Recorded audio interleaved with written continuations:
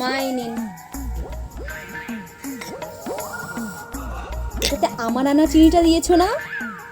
হ্যাঁ, ওটা দিয়েই করেছি। হ্যাঁ, আমি খেয়েই বুঝতে পেরেছি এটা আমার আনা চিনি দিয়েই বানিয়েছো। আর তুমি যে চিনি এনেছিলে সেটাতে কোনো মিষ্টতাই ছিল না, কেমন যেন লাগতো। শয়তান বুড়ি, চিনি না দিয়ে বিষ দিয়ে দিলে ভালো হলো।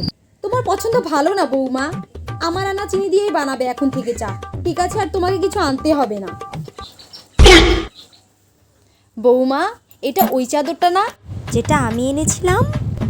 হ্যাঁ, দেখলে এই চাদরটা বেছানোতে কত সুন্দর লাগছে, আবার নিজের প্রশংসা করার জন্য। আর তুমি যে চাদর এনেছিলে ওটা একদম ভালোই ছিল না, ঘরটা কেমন অন্ধকার লাগতো। দেখলে বৌমা, তোমার পছন্দ ভালো না, বুঝলে? হ্যাঁ মা, আমার পছন্দ না অত একটা ভালো না, আপনার পছন্দই খুব ভালো।